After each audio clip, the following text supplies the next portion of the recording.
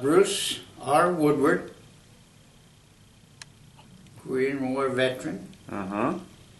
I was there in 1950 and 51 during the Chosin Reservoir campaign. First, I want you to tell us about where you born, when you born, and the school you went. Okay, I was born in Pasadena, California, Mm-hmm. and went through, grammar school, high school there for the most part, Mm-hmm. and then college was at LA City College, but I didn't graduate. When you born? I was born in 1931, February the 21st. 1931. 31. Mm-hmm. Tell me about your family background. My family background, I come from a family of 8, 4 boys and 4 girls. Wow. That was in California. That's where we grew up. They're all scattered around the country now, different places. I happen to be in Texas because I got here as fast as I could. But anyhow, they're all scattered around the country, brothers and sisters. I've lost 2 of them. My oldest brother I've lost, and my youngest brother. But the rest of us are still here. You born in Pasadena, Florida. Pasadena, California. California, I'm sorry. That's the home of the Rose Bowl parade. I know. And I played football in the Rose Bowl. That was years ago when I was in college. What was your parents doing? My father, worked for the Broadway department store. And my mother was a mother for all her career because she had 8 children. She did an excellent job. Ah. What's her name? Crystal Marie Woodward. When did you graduate high school? I graduated in high school in 1949 and went on to 1 year City College. And I just finished my first year of City College in Los Angeles when the Korean War broke out. And I had joined the Marine Corps Reserve prior to that while I was still in high school. Because I thought I could impress the girls with my uniform. So when the Korean War broke out, boom, I was gone. They called me in and I went immediately overseas. So you were drafted or enlisted? No, I was in the reserve. Already? So being in the reserve, well, they drafted me when the Korean War broke out. Right, draft you. Yeah, they brought me into the regular Marines. What did you study in City College in LA? City College, mostly a business course, because I've been a businessman and salesman ever since I got back in Korea. What do you think that you would do if there was no breakout of Korean War? I would have probably finished college, but when I got back from the Korean War, I just wanted to get out and make money. So the Korean War really interrupted your life? Yes, it did. I could have gone back to college when I got back from the Korean War, because I spent almost a year over there. And most of my time was at the air base at Wonsan, because I was with a squadron of Corsairs, Marine Corsairs that flew up around the Chosin Reservoir. In fact, if you talk to the guys that were at the Chosin Reservoir, they'll tell you if it hadn't been for those Corsairs, they wouldn't be here today. Before we go into the details of this Changjin battle, I want to ask you about, so when did you leave for Korea? It had to be, 1950, when the Korean War broke out, about December, was it 1950? No, June. June of 1950? Yeah, that's when the Korean War broke out, Okay. June 25th. Well, shortly after that, I was activated, and they sent me over there. So, it's the end of the year. I remember being there in 1950 and 51, so I had to be the end of 50 and first part of 51. Where did you leave from the state? Where? San Francisco? No, from Los Angeles. Los Angeles? How? I went by ship on the William S. Weagle. We bounced around like a cork all the way over to Japan. And I'd never been outside of the state of California at that point. You don't remember the month that you left for Japan? Well, the Korean War broke out June. June. Yeah. No, it was shortly after that. I couldn't tell you the exact month. But Was it during the summer or Well, yeah, it was during fall? the end of the summer. Summer? Mm-hmm. All right. So you didn't get any extra training? None. None? No. Were you able to shot? Well, I was kind of unique in a way because I was a reservist, and we didn't go through boot camp. So I was with the Marine Air Wing Yeah. in south of Los Angeles, El Toro Air Base. Yeah. And so I was a corporal, and I was assistant to the squadron commander. Mm-hmm. So on our way overseas, they found out that a lot of us young reservists that had been in school had never been to boot camp. And so they finally decided to teach us how to fire an M1 rifle off the side of the ship. So when we got over there, if we had to go into battle, we'd know how to fire an M1 rifle. Uh, Well, as it turned out, since I was with the 1st Marine Air Wing, and we stayed at Wonsan Airfield, which is south of the Chosin Reservoir, about 40 miles, I think. And our Corsairs would fly up there on a daily basis to give close air support to the guys at the Chosin Reservoir. when did you arrive in Korea? Late 1950s, right? Yeah, it had to be, it's shortly after the war broke out, so it had to be late 1950s. And then what happened to you? Where did you go directly to Wonsan? No, we went to Osaka, Japan first. That's where Yeah. they dropped us off. Yeah. And then and we used to fly out of the Osaka air base in Japan. Mm. And then once they made the Incheon landing and Yeah. they started to push north, Yeah. that's when we went up to Wonsan. So you went to Wonsan through ship from Incheon? No, we flew over. We were in Japan flying out of Atami Air Base.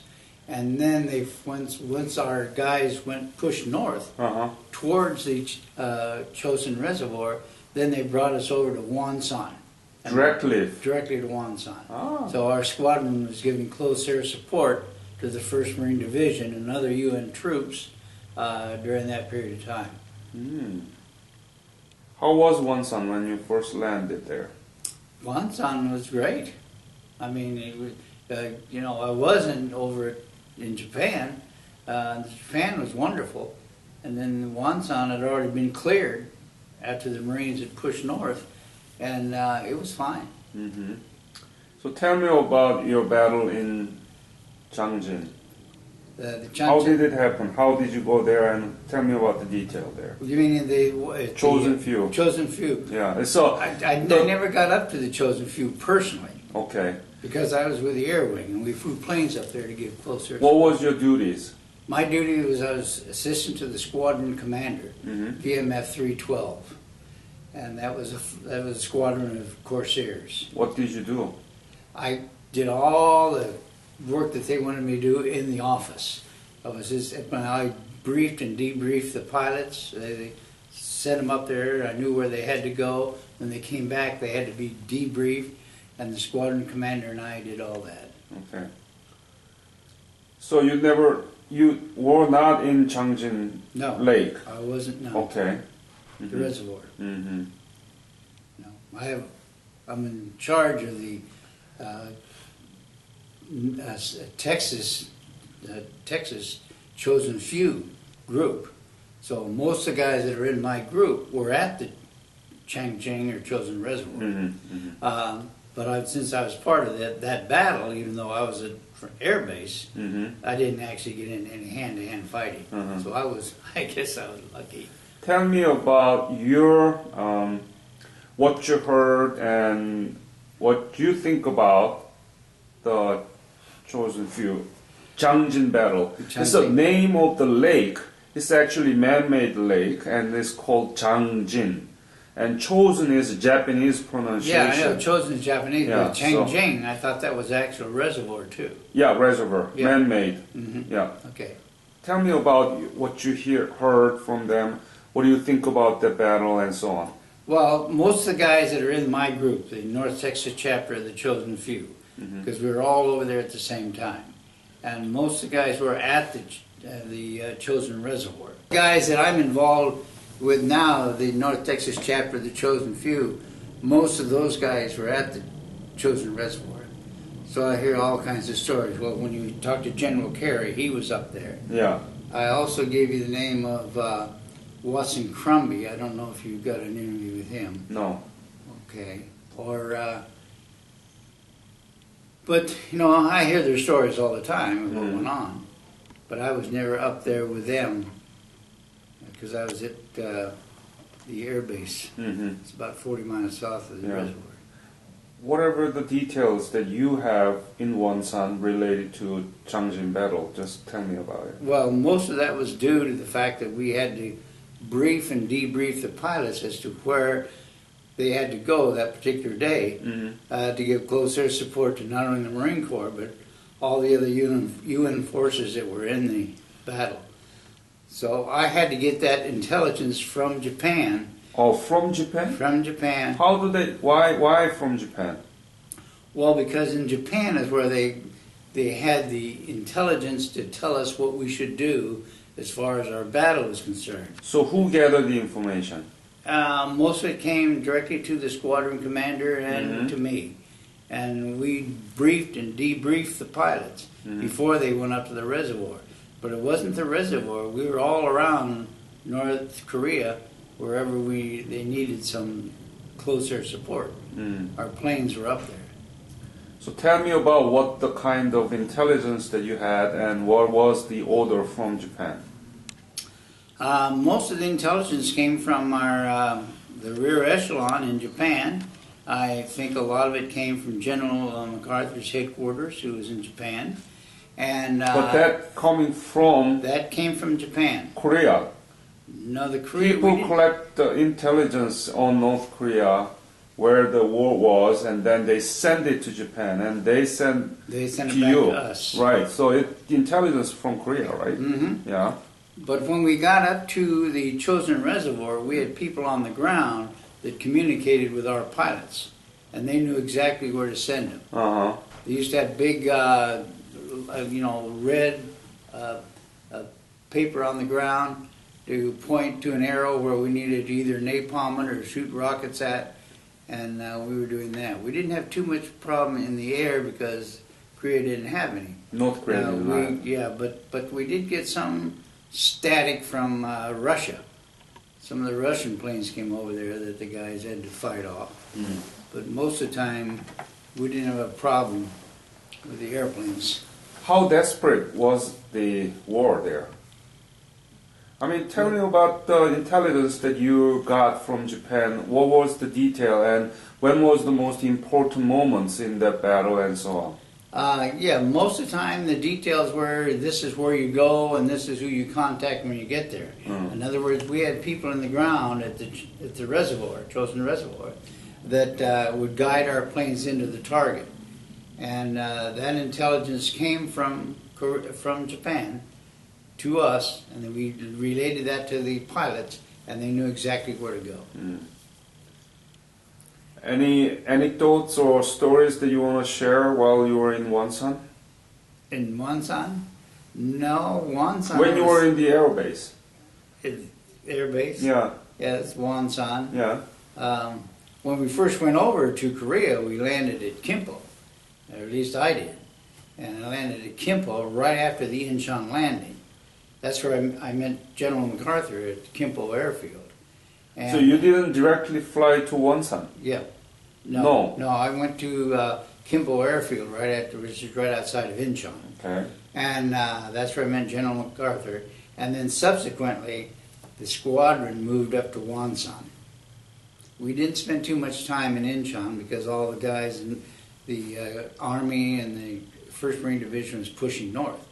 So we were kind of right behind them. And as soon as they cleared Wonsan, our planes went in there. Any other story that you want to share with this interview about your service in the air base? No, we're busy all the time. Most of the time it was in the office where we're gathering intelligence to pass on to the pilots. But But it was, an interesting experience for me because I was only 19 years old. I didn't know anything, just out of the first year of college.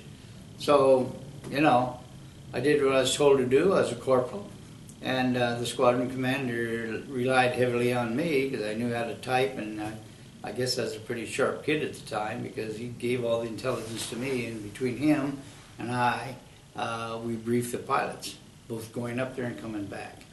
How many sorties a day on average? I would say, as far as individual sorties by plane, probably somewhere around 10 to 20 A day? a day. Uh-huh. Sometimes they may come back, refuel, and go up again, but most of the time they'd go up there and do their thing around the reservoir, and then come back to Wonsan. What kind of aircraft were there? It's a Corsair, F4U, Corsair. Corsair. Mm-hmm. F what? F4U, 4U. F4U, Corsair. How many pilots were there? I would say probably around 20, 25. How many aircrafts?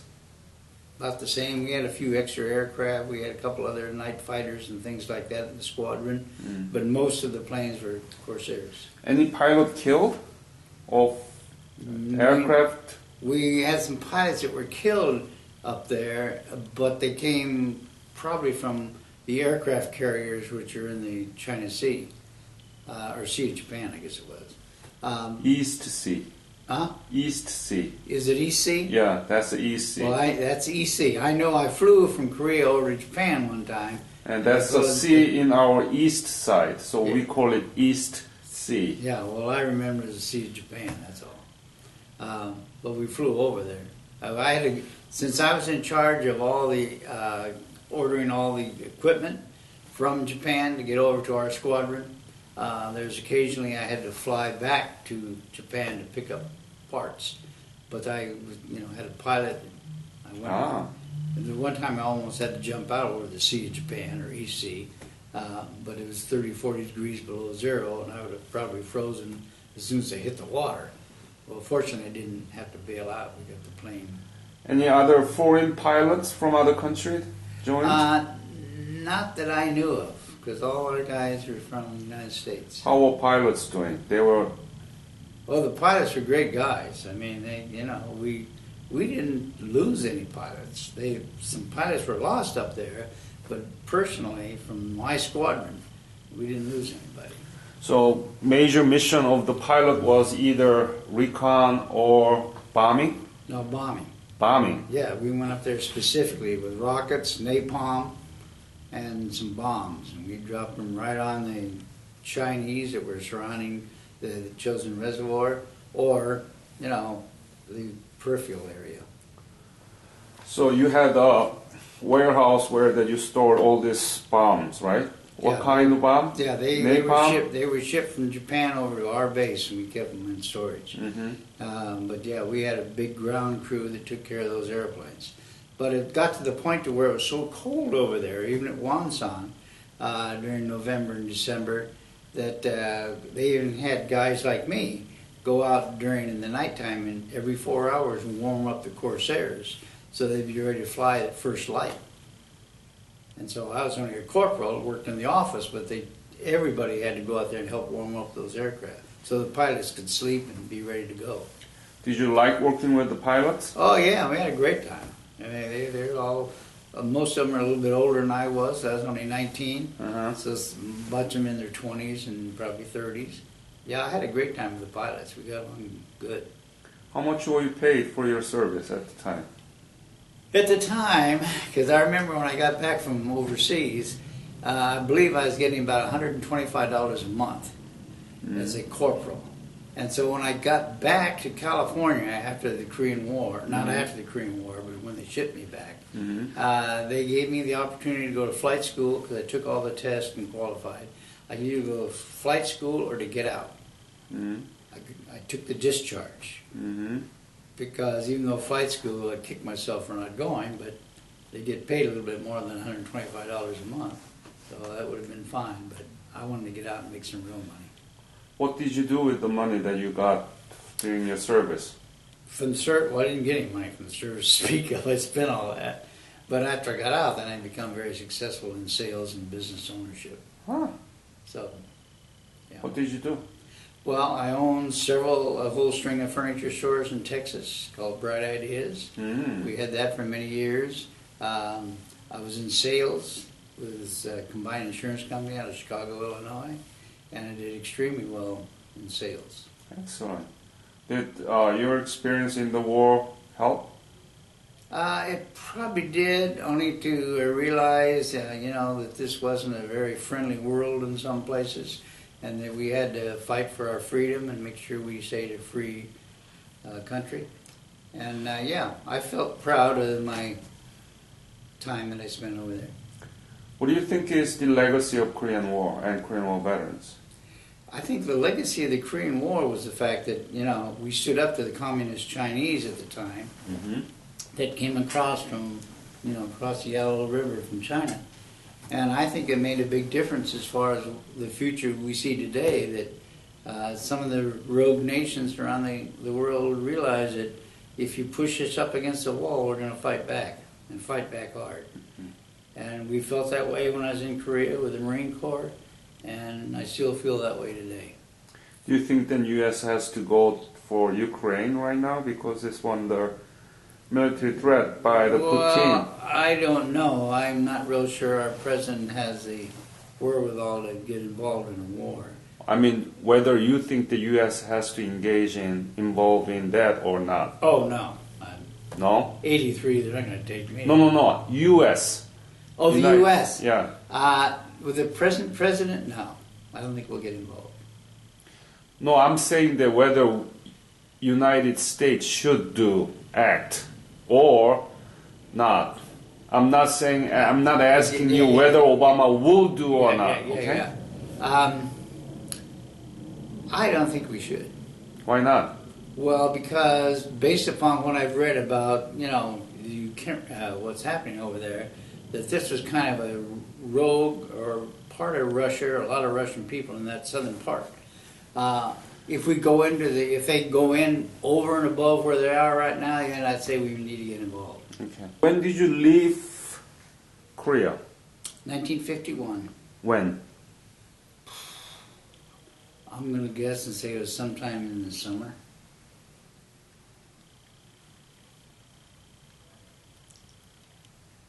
Have you been to Korea back? No, I've been asked a couple of times, but I've never gone back. Do you know what happened to Korea? What happened to it? Yeah, in economy and politics. Oh, South Korea. Yeah, I follow that part of it. How? And, well, you can see, if you ever take a look at Korea at nighttime, South Korea is lit up. In other words, the free enterprise system is working. Yeah. And North Korea is still dark. Yeah. And that's because of the communist rulers that's going on up there. It's unfortunate, but I'm sure the South Korean people are a lot happier than the North Koreans. Yes. And we were able to do it because you protected us, so we never forget. Yes. I feel that I did my duty as a Marine, and I'm very proud of that. Mm-hmm. Even though as small as it was, I didn't do anything heroic. Do you have grandchildren? Yes. In high school or the college or in their 20s? They graduated from college or, they're out of high school, but they graduated from college. Before they didn't graduate for 4 years, but they went to college. How old are they? They're in their late 20s. Ah. Still, you have my business card. Mm-hmm. Ask them to see if they want to join the Korean War Veterans Youth Corps in July 25th to 28th in Washington, D.C. Okay, I'll ask them. Okay. Neither one of them have had any desire to get into the military. I tell them all the time how great it was for me, but then we're not talking about joining military. Right. It's a youth corps. But whether they don't have the same ideas or desire to do something good for your country that we did back in the 50s. They will meet many young descendants of the Korean War veterans, and they can build their own community and do something about it. Okay. Yeah. Okay. Well, tell them about it. Please do so. Anything else that you want to add to this interview? No. Anything you want? That's Go. all? That's all. Great. Thank you so much again for Okay, your you're fight. Quite welcome. Thank you. And keep up the good work. Yes, sir. Thank you. Mhm.